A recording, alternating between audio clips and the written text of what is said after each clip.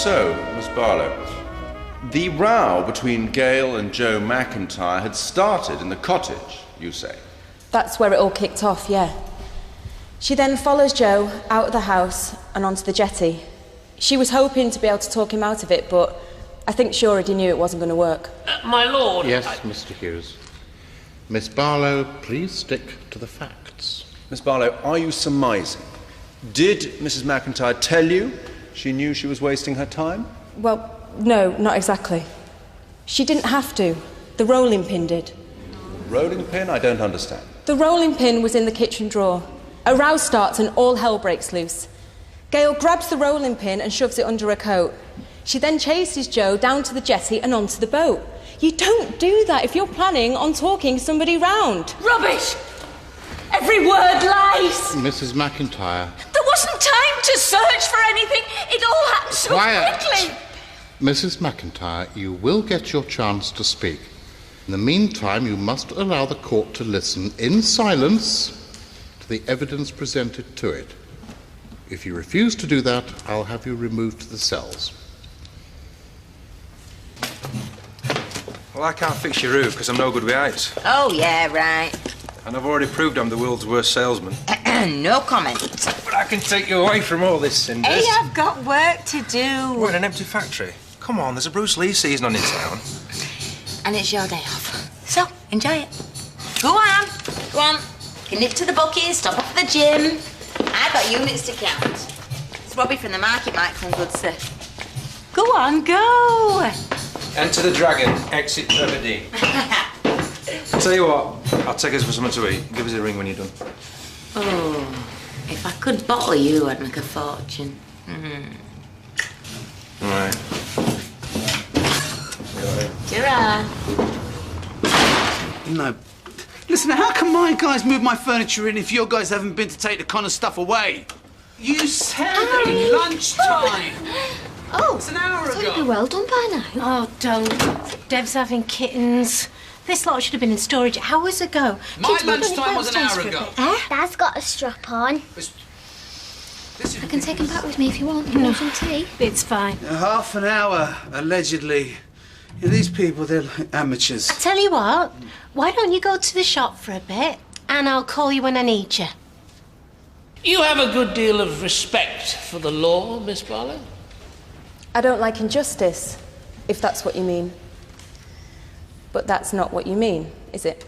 This process tends to work best if I ask the questions and the witness answers them. But you're going to say, how can somebody who's in prison pretend to care about what's right and wrong? I'm not pretending. Well, I should hope not. You swore on the Bible you weren't. And I meant every word. Well, let me return to my point, if I may. You say you respect the law even though you yourself were convicted. Wrongly? Of murder. I was a battered woman. I acted in self-defense. If you say so. But the jury didn't believe you. Oh, they believe me. But the laws on provocation The last time you stood up in a court, this very court, in fact, and swore on the Holy Bible, every single member of the jury refused to believe you were telling the truth. My point is, why should this jury believe you now?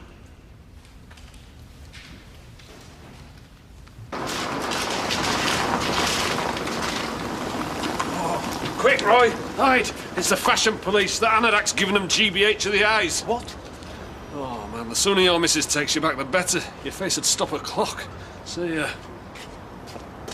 Oh, what some power the gift to gears to see ourselves as others see us. Console yourself, Deb. Whatever happens today, it can never be as disastrous as when we moved into Sally and Kevin's. Tempting fate.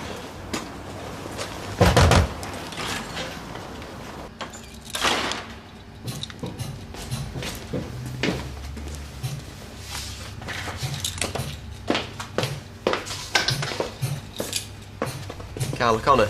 Yeah, that's me. What's up? Can we have a word? It's about your husband.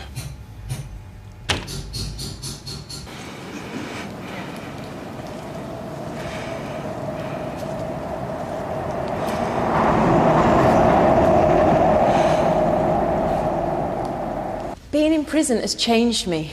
20-odd hours a day banged up. Gives you time to think. Yes, it must get tedious. It's worse than tedious. It's brutal. The women you meet, their attitudes, they're not the sort of women I'm used to spending time with. Look at her. Little Miss Prim, like butter wouldn't melt. Was anybody buying this? So, any distraction from the routine, any extra attention must be, well, very welcome. The unexpected call to the interview room, the plate of biscuits, the friendly smile. Small privileges that take on greater significance when the rest of the day is so crashingly dull. A plastic cup of coffee off a copper with bad breath. Well, a trip to court, the chance to get all dressed up and see your family. I haven't come here for a jolly. And anybody who thinks I have is wrong. If you say so. Convicts hate a grass. They hate grasses more than pedos. Why would I put myself out there? That's for the jury to decide. Put another innocent woman through what I've been through for a day out and a plate of custard cream. That's enough, Miss Barlow. Given your history, Miss Barlow, I'd suggest that's exactly what you've done. No further questions, my love. No, I had no questions, my love. Thank you, Miss Barlow. She's got to be telling the truth, hasn't she? The next thing they know, the guards are locked in the back of an ambulance and your husband's disappearing over the horizon on a motorbike. Hang on, do you know the owner? It's found abandoned about an hour ago. Of course it was. Well, there must have been a sighting. You must have had CCTV. There's an alert out, don't worry. There's a full description gone to all ports and airports. We had to warn you. You need to check all your doors and windows. Stay indoors if you can help it. Ideally not alone. Is there somewhere I can drop you off at a friend's house or with family? Is that it? You let a murdering psycho do a runner from his cell, and the best you can tell me to do is wrap up warm and cross my fingers? It's a priority. What? Between dangerous dogs and graffiti? They're drafting in officers from all over. We're running house-to-house inquiries, doing tests on the bike. But time is precious and we do have other people to interview. Right, well, I'll get in touch with my boyfriend and ask him to come for me. It's not far. Hang on, can you just wait till he gets here? Please.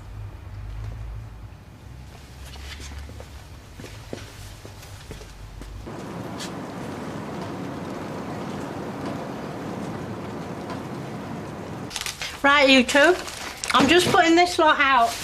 Don't get chocolate on Maria's settee or on Maria's cabinet. What about the carpet? Oh, it's okay, we're keeping... Have you spilled that drink? Gotcha.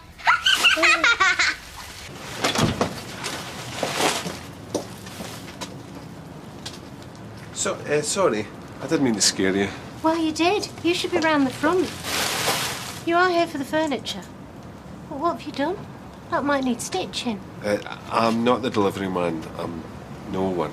Just some mug that was robbed in your back alley. Oh. Phone, wallet, the works. I was looking for Jack Duckworth. Sorry, but these houses, they all look the same. Are you all right? Just a bit dizzy. This is really embarrassing, I'm sorry. Do you feel sick? I can get you some water. Asha? Do you have any aspirin? I've got a dodgy ticker. There's a medical centre down the road. I just need to sit down, catch my breath. Just a few minutes. Of course, come in.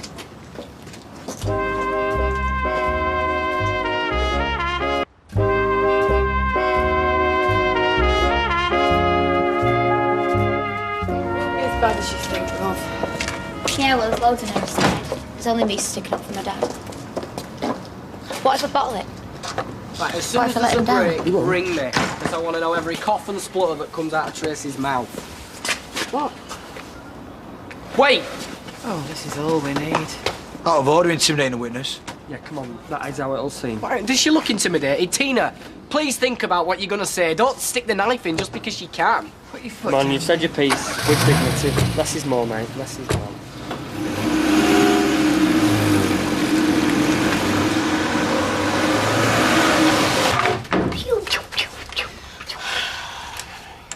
Maybe we should call an ambulance, No. just to be on the safe side. Oh, what am I thinking? We're not even connected yet. Where's Mummy's mobile? The water will do the trick. Just 5 minutes. 2 minutes, and if you know better, where's that mobile? It is rather hard to keep one's doors and windows locked when one is running a cafe. We're just saying, be vigilant, sir. If only your colleagues in Her Majesty's Prison Service had been more vigilant. Anything unusual? Yes, thank you. I know where to find you.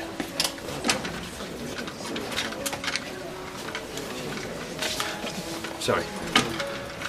In your judgment, as a Home Office pathologist for over 15 years, could Joe McIntyre's head injuries equally have been caused by an accidental blow from the boom, swinging out when it was least expected? Given the state the body was in when it was recovered, yes, I'd say that was equally possible. So it is equally possible, then, that Joe McIntyre was accidentally knocked into the freezing water where he was drowned alone and in the dark.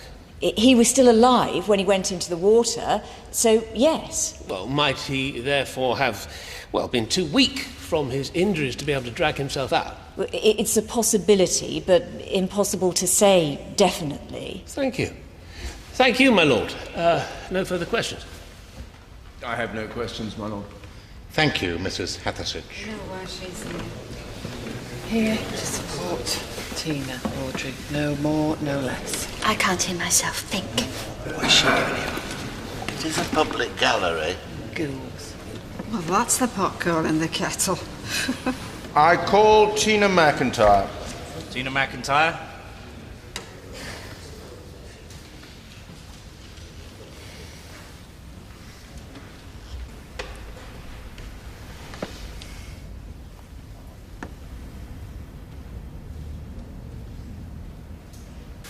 If you don't mind me asking, if you're moving in, why are you waiting on a removals van?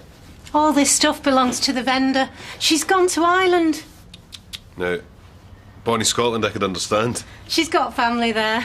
I don't really know her, but my partner Dev does. Her boyfriend was a nasty piece of work, ended up in jail. No. A bit of a nutter, apparently. You know the sort, everyone's pal in the pub, control freak behind closed doors. Dev reckons she was only hooking up with him till somebody better came along. How would you describe the defendant's attitude towards your father? Hard to say. It didn't feel natural to me. In what way? No matter what he loaded on her. Debts, failing business, tablets. She'd always come bouncing back with a big Stepford wife smile on her face. Stepford wife? Yeah. All normal and loving on the surface. But inside, there was just this mess of crazy wiring. She didn't act like a real person. Because she was so loyal? It was more than loyal. It was, desperate. Like she couldn't bear the thought of saying no to him. Was she afraid of him? No. No way. She wanted to be with him all the time. Know everything about him. To what extent? Well, obsessive, really. Like she's decided he was the one big love of her life, and she was never going to let him go. She wants a pound of flesh, I told you. Tell us about the days immediately after your father's disappearance.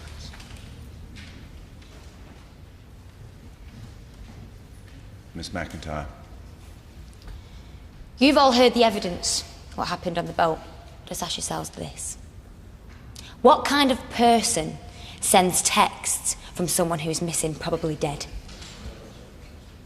You'd have to have a guilty conscience. Miss McIntyre. Or you'd have to be sick in the head. Either way, you sure as hell wouldn't be innocent. Well, they're still not there yet. Why have you rung them? I will in a bit, but I've got my hands full. Got a friend of Jack Duckwood's here. Poor bloke got mugged in the ginnel. Yeah, I know how that feels. You know, these removal guys, they're like a joke. Seriously. Dev, I'm busy, bye.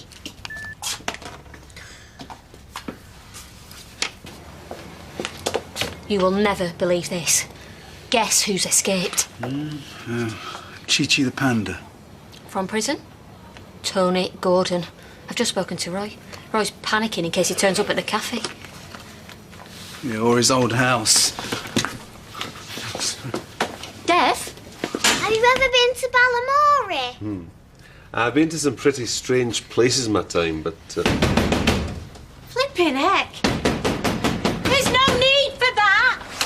Where's your keys? Jack's friend. Where is he? Yeah, where is he? You got to see PC Club? Wait, listen. How old? 40s. Dark hair? Yeah. Scottish accent? Accent. Yeah. Do you know him? It's Tony Gordon. He's the man who murdered Maria's husband. And you invited him into our home? Well, he seems So what, nice? normal. He was shaken up. Yeah, and I'd be shaken up as well if I just bust out of Daddy, jail. don't shout. Police, please. Emergency. 7 Coronation Street. You loved your father? To bits. When your mother divorced him and tried to cut off contact? I never did. You were the apple of his eye? When he smashed up the medical centre on the street where you lived? I was mortified. I wanted to kill him. But at the end of the day, he was sick. It was an addiction. When he fell foul of the loan shark and the loan shark turned his attention to you instead? Not instead. As well. He never let up on my dad. They don't. Targeted you both, then. Although you didn't owe a penny, you stood by him. It was a stitch-up. I'm going to side with some gangster. I suggest that the Stepford figure is you, Miss McIntyre. Despite your father's obvious failings, you placed him on a pedestal, didn't you? No. Nothing could knock him off. You're making it sound... You're twisting it. He concocted a plan that was typically reckless. He carried it through without a thought for its effect on you. Weren't you angry with him? Well, wouldn't you be? It should be here now. But instead of admitting disappointment, you steer the blame onto Gail. The one woman who had as much faith in your father as you did. It's not the same.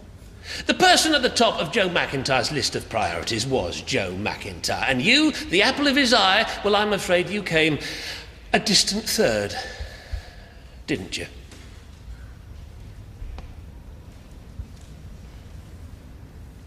Them coppers had it right. This is the last place he'd come if he were on the run.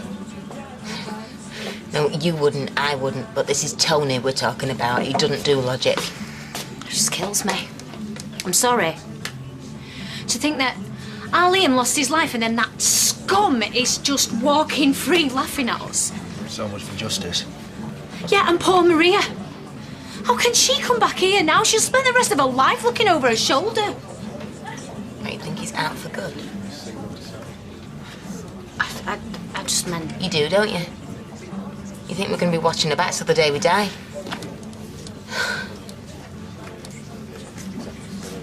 Sounds like he managed to land a few punches, though, you Mr. Hughes.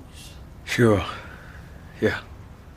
You know, and if anyone can sock it to him, it's our Gail. I mean, everything about her screams innocence, and I haven't even been in court. No, you haven't.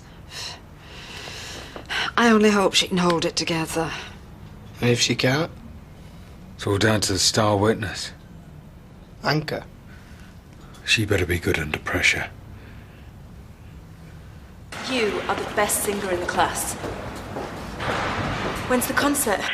Next week. Yeah. I wish I could see it, darling. It's all right. Becky's coming. But you know, soon I'm going to be able to see you more.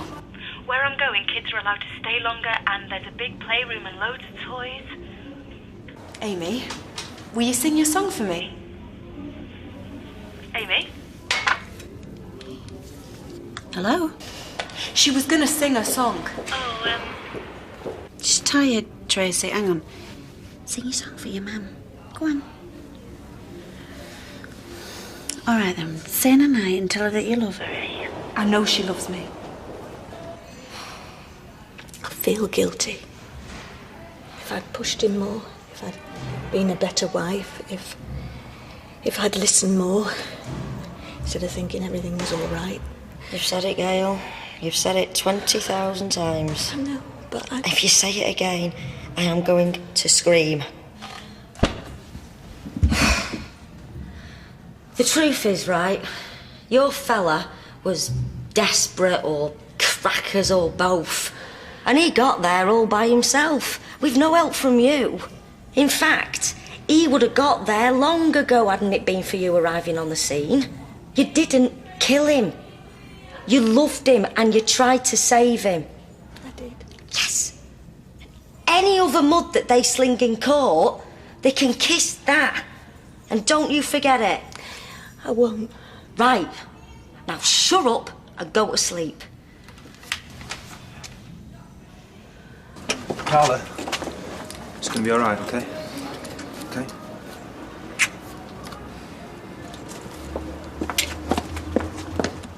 Hey, what's going on? I had a visitor. Tony, you've caught him. Well, unfortunately, he actually got I back. warned you, didn't I? I told you what he was capable of. Did you hurt anyone? No, thank God. No, not this time, but he will.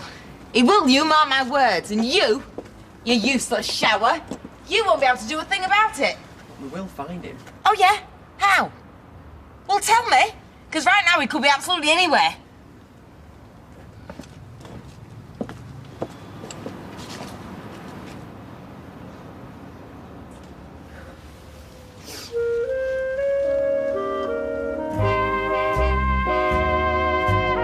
If you want to know more about Gail's plight, go to itv.com/Corrie to see an exclusive interview with the actress who plays her. And don't miss Coronation Street as it continues all this week at 9 o'clock. Only 2 acts can go through, but who will they be? Britain's Got Talent. The result is next.